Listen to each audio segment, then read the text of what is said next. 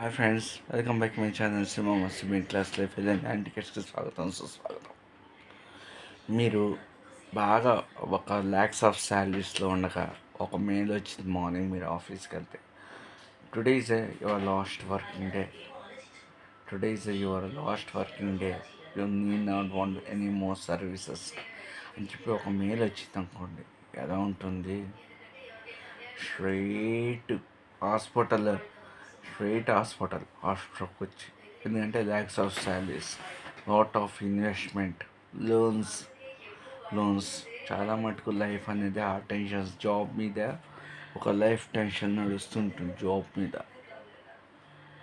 AI వచ్చింది, కొత్త technology, మల్టీప్లెక్షన్ options ఉన్నాయి, కానీ మనిషికి ఆలోచన అనేది ఎందుకు మారట్లేదు? రీడ్ థింక్ కాదు, ఓన్ బిజినెస్, ఓన్ బిల్డప్, 10 మందికి లైఫ్ ఇద్దాం అనే ఆలోచన ఏ ఒక్క స్టూడెంట్కి ఎందుకు రావట్లేదు? ఫ్రెషర్ అంటే ఈ చదువు ఒత్తిడి చదువు తీసుకుంటే ఆలోచన అనేది ముందరికి రాదు. ఒత్తిడి చదువు అనేది ఒకటి తీసుకుంటే, ఆ ఒత్తిడి చదువులో నా లైఫ్ 39 years మై లైఫ్ చాలా లాస్ అయ్యాను ఆ ఒత్తిడి చదువు మూలంగా. బయట జాబ్లో కూడా చాలా రిస్క్ ఇస్తున్నాయి, గ్రూప్ పాలిటిక్స్ ఉన్నాయి, హెచ్ఆర్ మెయిన్. నవ్వే డేస్ హెచ్ఆర్స్ కూడా కరెక్ట్గా లేదు. టాప్ 1 ఎంఎన్సీ కంపెనీస్లో నా జాబ్ అనేది పోయింది. ఉత్తిపుణ్యానికి ప్రాపర్ ఇరిగేషన్స్ లేని కంపెనీ. అమెజాన్, బిగ్ బాస్కెట్, విజేత, Ongole Kalyan aqua, top 1 companies. ఇవన్నీ టాప్ 1 కంపెనీస్లో హెచ్ఆర్స్కి ఎవరికి వర్కే తెలియదు. అంటే వాళ్ళు మొత్తం ఒక ఫ్రెషర్ తీసుకుని చదివారు. దాని తర్వాత నేను కంపెనీని చాలా అలర్ట్ చేశాను. నన్ను చేసిన 18 months కంపెనీని అలర్ట్ చేశాను. ఎలా అలర్ట్ చేశాను అంటే 14 మంది హెచ్ఆర్స్ ఉద్యోగాలు పోయాయి. ఒంగోలు కళ్యాణ్ వాళ్ళు ఒక జిఎంకి బుద్ధి చెప్పాను. విజేత హెచ్ఆర్ ప్రాపర్, ఇంకా తను నన్ను ఫేస్ లేక హెచ్ఆర్ జాబ్ డిజైన్ చేసి వెళ్ళిపోయారు. కొంతమంది హెచ్ఆర్స్ తీసేసి జిఎంకి తెసి. Boss, 70 marks is a perfect education. 71 to 100 is a fresher. Fresher అంటే ఒత్తిడి, ఆ ఒత్తిడి తీసుకుని చదువుతాం. ఆ 70 marks కూడా చదువుకోలేం బ్రతికేవాడిదంటే నాది. నేను నా మైనస్లు బయట చెప్పుకున్నా. నాకైనా నా ఎక్స్పీరియన్స్ నా చేతిలో నేను పెట్టుకుందే చెప్పుకున్నా.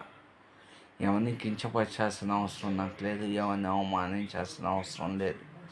నన్ను శుభ్రంగా మొత్తాన్ని వర్క్స్ కోసం వాడుకున్నారు. మీరు మీ పేరెంట్స్ చెప్పినట్టు వినండి, నేను మా నాన్న చెప్పినట్టు వింటా. ఈశాన్య నుంచి విన్నా, రెండు మా నాన్న చెప్పినవి జరిగాయి. ఎందుకంటే బిగ్ బాస్కెట్లో నన్ను జాబ్ నుంచి రిమూవ్ చేసి గట్టి పట్టుకుని మా నాన్న ఏమన్నారు, కాల్ పట్టుకుని ఏడుస్తాడు, ప్రమోషన్ నుంచి మేనేజర్ అవుతున్నాడు. చెప్పింది జరిగింది.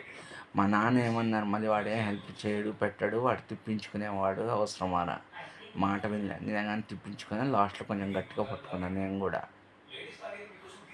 వర్క్ కోసం కాల్ చేశాడు 3 days తర్వాత. అంటే ఒక సంస్థ నుంచి ఒక మనిషి తెచ్చుకున్నప్పుడు అతని గురించి తెలుసుకోరు. కొంతమంది అతని గురించి తెలుసుకుంటారు, మిగతా వాళ్ళు ఎవరు అతని గురించి తెలుసుకోరు.